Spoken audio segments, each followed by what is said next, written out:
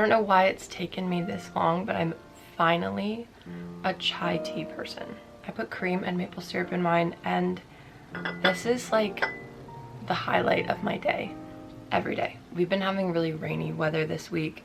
The ground is now covered in snow because we got a lot of snow yesterday, but before that it was just like the perfect rainy spring weather, which is my favorite thing. This was how cozy my bedroom was the other night when it was raining. I had my window open and it was just so perfect. So a cup of chai tea on those days has been absolutely perfection. I am starting my morning today by drawing. I haven't drawn in a very long time, really. This year, one of my main focuses was I want this to be the year of hobbies. I used to spend hours and hours drawing as a kid, back when you could have a hobby and not have to like try to be serious about it. I started taking sewing really seriously when I was a teenager and began a clothing line, and that's what I did for 6 years,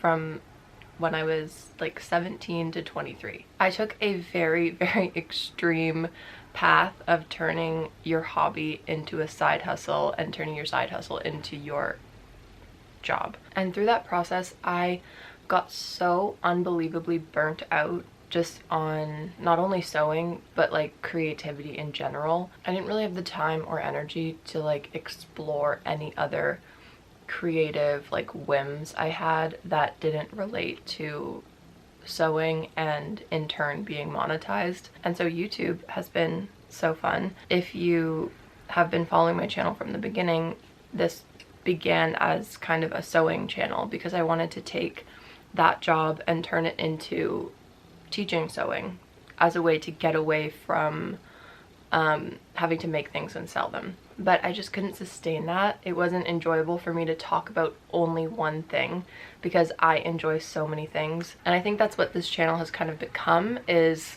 like me exploring all of the creative things that I like, doing new things, sharing with you things that I've loved for a long time, or even just for a few days. Not feeling like you have to be like any sort of expert on anything you do. You can do whatever you want creatively and not have to be good at it. You can just do it for the enjoyment of doing it. And so all that to say is, yesterday I bought myself this beautiful sketchbook from Indigo. It's not really showing. You can see it's this really, really pretty handmade paper, and it has all these beautiful blossoms embedded into it. It's very floppy. It has like a naked spine. I don't know what you call that. And I have been spending the morning sketching, drawing bugs, because why not? I think anyone else who grew up in a very like hyper creative environment can relate to this as well, probably. I'm really lucky that both of my parents are very creative, and they have always been very enthusiastic about helping to foster any creativity that my sister and I have had our whole lives. But I do feel like growing up around a lot of people like in my parents' circle that were very, very serious about art and about whatever you know, creative lane they had, I think that kind of impacted me a little bit to be around people who were so good at what they do, to where I thought like I can't really do anything, and especially not like talk about it or share it with people unless it's really, really good. And so that is why I'm drawing right now. My camera battery is flashing, so I'll wrap this up. But this is basically the year that I tried to come against that, because that's a really stupid feeling. You can do whatever you want at any skill level for any amount of time as long as you enjoy it. So I'm gonna spend a little bit more time with my chai tea drawing bugs.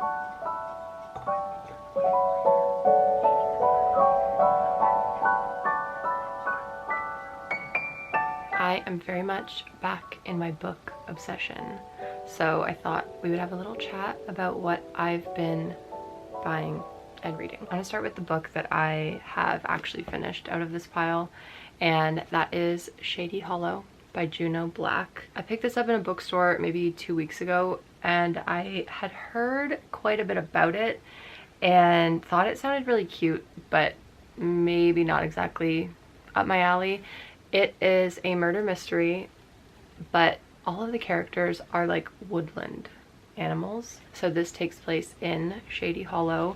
There's a murder, a toad is murdered, and it is just as cute as it sounds. This is not a children's book. It's also not like young adult. It reads like a cozy murder mystery. I know, oxymoron. It reads like a cozy murder mystery, but just the characters are not human. I wanted to give it a try, but I didn't know. I thought the concept might get a little bit old just for me personally, because like I'm whimsical and everything, but like I didn't know if I was this whimsical. I actually really liked it. I think that the length really suited the concept. It's just over 200 pages. So I think it was a good amount to stick with that before I got sick of it or anything. I loved this book, and not too far into it, I already decided that I needed to pick up the second one. This is a series, but the mysteries like aren't connected, I don't think. And so this one is called Cold Clay. This one centers around a moose. I haven't started this one yet, but I would highly recommend these if you like cozy mysteries, anything like cottagecore-ish. Highly recommend. Super cute. The next book I picked up, I just again saw it in a bookstore and thought it looked interesting.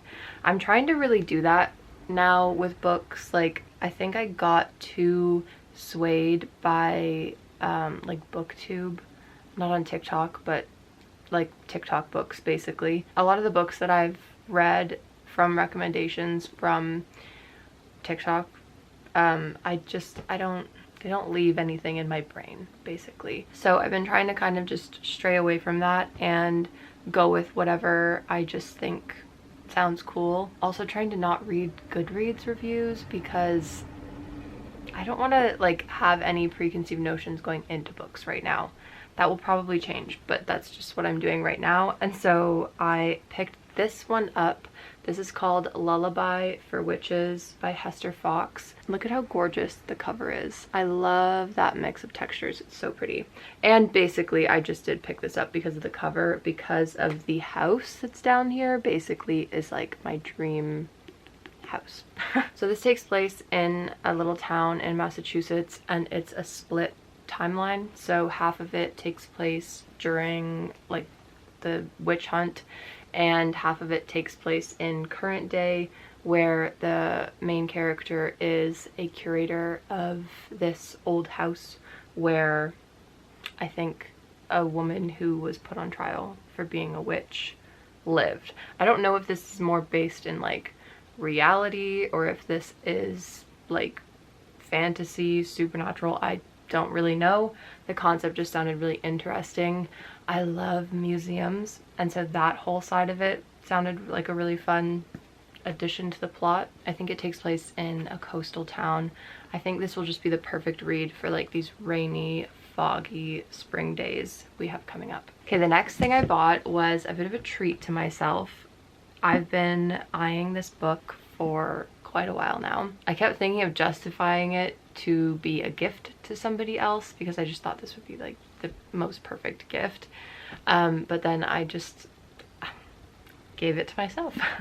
And that is the Antiquarian sticker book. Am I saying that right? Antiquarian? This is the Imaginarium one. They have a couple different ones. It's basically, oh, it's just a book of stickers, but they are so gorgeous. Like, stunning.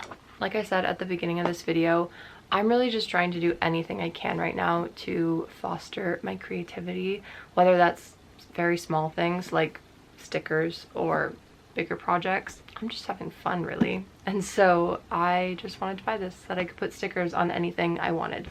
And my mom bought me this little cigar box. It was like $2 at the thrift store the other day, and the top of it had been scratched out with pen. So perfect opportunity to use some stickers. And look at the adorable design I put on here. So this main part was one sticker, and then I put these flowers on top. And it just looks so cute. It sits on my bedside table and I look at it every day. And it makes me so happy. Such a good tidying hack too, if you don't have a little bedside box to keep like random crap in. Get one. What did I buy next? Oh, when I ordered the second book of the Shady Hollow books, I was down a really far rabbit hole on Amazon of cozy mysteries, and I picked up this one. It's by Marty Wingate. Wingate?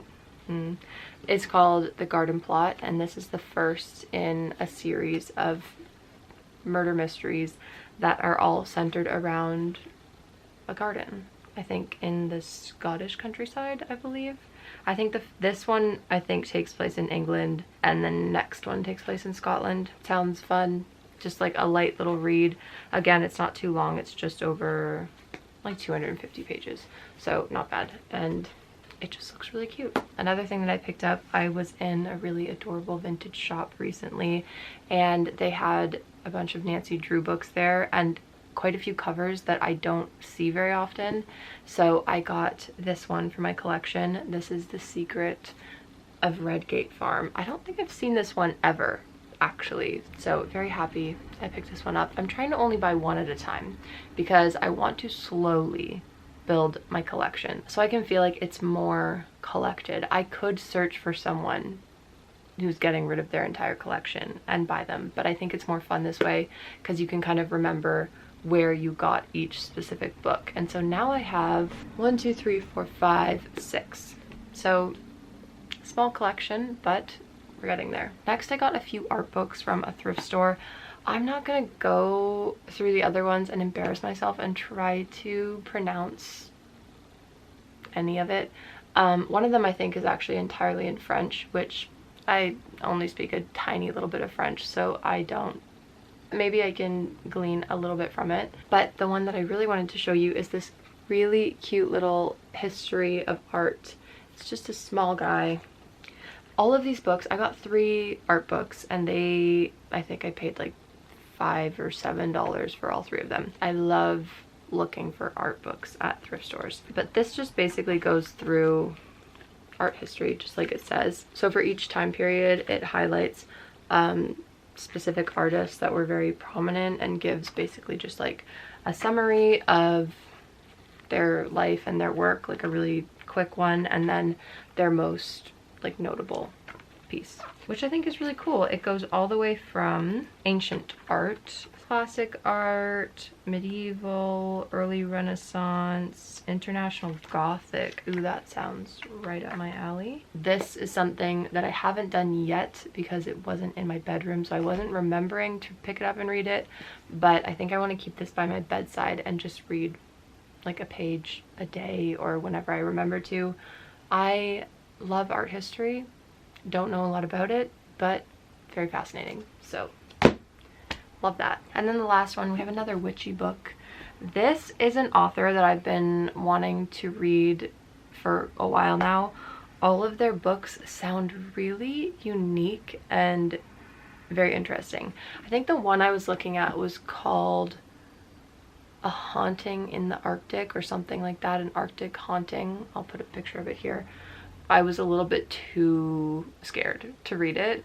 I don't think that they're scary books, but it's just the setting. I am like very, very afraid of underwater things. I love water, but I'm like terrified of deep sea. Like if I see pictures of deep sea or like a shipwreck. So that book was all about an Arctic shipwreck, but it sounded really interesting. So I don't know if maybe I can face my fear and read that book. I've had this phobia like my whole life. I remember as a child, I would not like to be swimming anywhere near like the underside of a dock or a boat or a motor, like that just would like make my skin crawl. And when that submarine went down to find the Titanic, I finally learned the word for that because so many people were expressing how uncomfortable like pictures of ships and submarines and things like that underwater make them.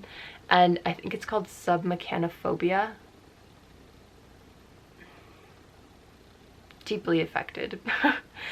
So if you are also deeply affected by that, I understand you. Even like looking at I'm exposing myself a lot here, but like even looking at the water drawn on a map, I hate that. But I absolutely love water. Like the beach is my favorite place. If anyone can explain that to me, please. Anyways, so the close second to that is lighthouses. Lighthouses give me the friggin' heebie-jeebies, but I also love them and I'm fascinated by them. So this is called The Lighthouse Witches, another witch's title. The like quotes on the front say eerie, cryptic, atmospheric, and compelling, which sounds like my kind of book. This takes place on a remote Scottish island. I think this is the concept. Again, like I don't want to get too familiar with the synopsis before going into it because I kind of just want to read it. There was a witch hunt in this town. It sounds similar to the other book, but I think it will feel different. People started going missing. Yes, islanders are vanishing. And so that was like years and years and years ago. This mother and her 3 daughters go and stay there, and some really creepy things start happening. The mom is very anti like anything spiritual, doesn't believe in witches or curses or anything like that, and most of them die. I don't know. I really like the theme of like skepticism. I don't know if I'm explaining this well, but like I read The Pale Horse by Agatha Christie. That was the first Agatha Christie book I ever read. And I really enjoyed that. I don't know if this will be like this, but I really liked in that mystery how it was strictly just actually a murder mystery, but the whole time there's this like supernatural element to it that you don't know if it's like real or not, or you don't know if like that's the actual direction the plot is taking. And just the conversations going on around that whole topic of people, like of what people are willing to rationalize, I think is really interesting. See, I really like this quote as well. Seething with Gothic menace. That is a really fabulous description. I think I'm gonna start saying that. How are you today? I am seething with Gothic menace.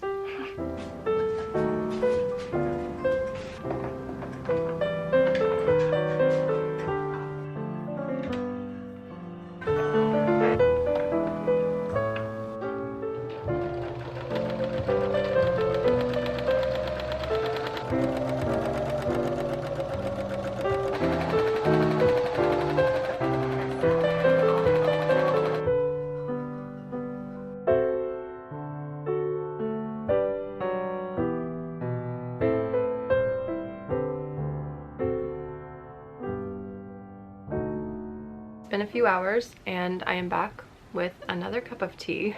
I actually went out to buy more tea. I got some loose leaf chai, so I'm very excited about that. And then I also got a Sleepytime blend with vanilla, which is really, really good. I wanted to show you my new bedding because I am absolutely in love with it. I've been working on kind of refreshing my room for spring right now. I want it to feel kind of colorful, but still light and like cozy, but fun. So I decided to start with making some new bedding, and I got this really gorgeous light blue gingham flannel to go on my 2 king-size pillows that I have on my bed. These are Ralph Lauren king-size pillows that I got at HomeSense for like think it was like $30 or $40 for 2 of them. This is my best bedding hack. If you have a queen size bed, this won't really work on a double, but if you have a queen size, you can still fit 2 king size pillows on your bed. And so I use these to go across the front of my like sleeping pillows when I make my bed, and then I layer a standard pillow in front, so it gives this like really hotel-like kind of feel. So I love, love, love that, and I think that these blues go really, really nicely together along with my wall color. I love having similar colors, but when there's just like a little bit of the tone that's off, so it's really coordinated, but there's still something about it that's a little bit twisted. Along with those pillows, I wanted to make 2 more standard size pillowcases to match my sheets that I have. So I have this really pretty dainty rose sheet set. These are also Ralph Lauren, the best sheets ever. I pretty much don't want to ever sleep on anything else other than cotton Ralph Lauren sheets. Thrifted, of course, because I don't have the budget for not thrifted. They're very expensive. Sometimes you can find them for a good discount at HomeSense, but I still think it's a little expensive there. I wanted something again to kind of complement this but not quite be like matchy, so I found this really gorgeous, like, I don't know what this kind of print is, but I just am obsessed with it. It reminds me of something that would have been in my childhood bedroom, and so it makes me very happy. And I think again those just complement each other really nicely. So I spent a little bit of time last week sewing up these pillowcases. It was so nice to just do a sewing project that was mindless. I'm sure this is very obvious, but if you're just wanting to learn how to sew and want something really, really simple, just make yourself a bunch of pillowcases. These were a bit of a treat to myself because I bought this fabric new specifically for this, but if you thrift for like old sheets and stuff like that, you can make pillowcases for so much cheaper than you can buy them, and it's like, I don't know, like a 20-minute sewing project to make one, maybe not even, like 15 minutes. So easy. Another thing that I am so excited that I finally finished this week and kind of switched up a little bit is the bookcases in my bedroom. If you have been following for a little while, you might recognize this project from the summertime. I was going to implement these red bookcases into like a built-in sort of faux built-in in my studio room. That room has just been kind of like the blight of my existence this entire past year. I just can't make it work. I absolutely loved the idea of these bookcases, and it was making me really sad that I just couldn't finish the project because I only had one done, and I had been putting off doing the second bookcase for, I think that was maybe like June or July that I posted that video, so it's been a very long time. And this week I finally had the idea to just move them into my bedroom so that I can actually appreciate them, and I can just put that room on pause and figure it out later. But in the meantime, I have somewhere really, really beautiful to store all of the books that I have been collecting at a very rapid pace. And I wanted to share this with you because I think the application of them in my bedroom looks very much not IKEA, but they are in fact 2 IKEA bookcases. I don't remember what they're called, but I will put a picture of what they are right here. These are $55 Canadian, so they're significantly cheaper than the Billy bookcases, which I think is like the classic bookcase obviously that people go for from IKEA. The shelf space is a little bit taller on each shelf, so I was able to kind of do a lot of different sort of stacking methods and make it look a little bit interesting, which I like. I used a product to paint these because they are laminate. I used a product called Gloss Off, and you basically just coat the furniture with this, and it at least claims to help the paint to adhere to like a glossy surface, like a laminate. I can't really attest to whether or not this worked super well because I don't know how it would have worked if I hadn't used the product. It was still a little bit tricky to paint onto, so I don't know if it would have just been a total nightmare if I didn't use that product. But if you are painting a glossy surface, something to keep in mind. The paint color that I used is Highlander by Fusion Mineral Paints. I would never paint a piece of furniture with anything other than Fusion. It's like, if you don't like painting furniture, or you've had like bad experiences painting furniture before where it just wasn't working for you, try Fusion. It is so good. So I'll link this color down below. It's a really, really beautiful, very understated, classic red color. And then on the tops, because I wanted them to look a little bit more, I don't know, fancy than a $50 IKEA bookcase, I added some of the composite trim that I had. If you watched my bathroom makeover video, I just tacked that up on my wall, and I had more of the same trim. So I glued it onto the top. Very simple. I used, what was it called? I don't remember what the glue I used was called, but it was basically just like a very industrial grade glue. Any sort of super glue-esque glue would work for that. So yeah, I am so happy with them. Oh, and the other thing I did was I hung art on the front of them because I absolutely love that look. And I was trying to work out how to do this. Obviously, if it was a wooden bookcase, I would just tack into the wood, but I couldn't do that with this material. I'm not very builder savvy. I just kind of do whatever.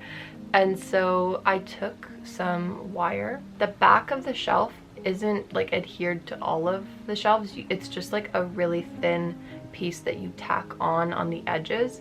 So basically I could slide the wire down in between the back of the shelf and the shelf, if you're following me.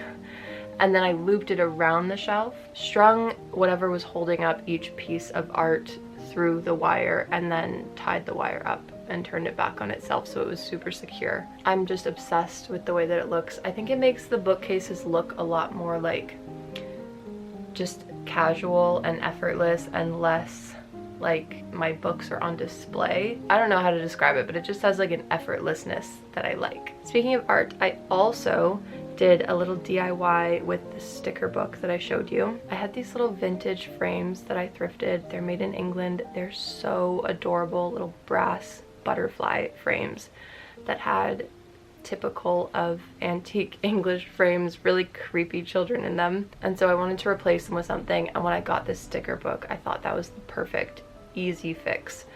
And so I put in these two, oh my gosh, so cute little pumpkin people stickers. I am such a fall girl. I love pumpkins all year round. I don't care if it's not pumpkin season. I love that I now have this little ode to autumn on my wall in the form of these really weird little pumpkin people sailing through the sky in a pumpkin. I love it. And so those have gone behind me here to go along with my little tiny frame collage. I think that's all I wanted to update you guys on. I haven't mentioned this in any video recently because I haven't posted very much. I was gonna talk about this in my last video and I ended up cutting it out, so we'll see if this even makes it into this video, because every time I try to say something like this I end up not being able to like word it right. But I have had a massive spike of subscribers in the past month, like over 1,000 of you. So I just want to say thank you. I'll be very succinct. Thank you so much.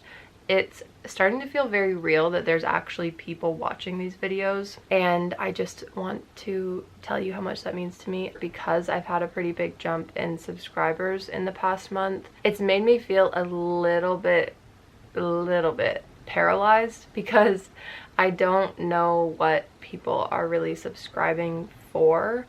I think my content is kind of all over the place, and I like that, but I don't know if you like that. So if you are subscribed, regardless of how long you've been subscribed for, and you want to let me know what you would like to see from me, that would be very helpful. I'm so the kind of person that like I don't comment on videos ever. Comment sections scare me so much, and so when I get comments on my videos, it's like mind-blowing to me that somebody would take the time out of their day to comment something. And so if you're in my comments, I absolutely appreciate you showing up and taking time out of your day to say something, to let me know what you thought of the video, to let me know if you enjoyed it. I absolutely love that. So if anything in this video resonated with you, if anything that I have ever posted resonated with you and you want to see more of it, then please let me know down below. I might not have any suggestions, but if I even just have a few, that would be very helpful. So I think I'm gonna leave it there. Thank you so much for hanging out with me and listening to me ramble about everything I've been doing. I hope you enjoyed it and got a little bit of inspiration. Like I said, if you did, you can let me know down below. And if you're not subscribed, then you can subscribe if you want to see more content like this. And I will see you back here next time.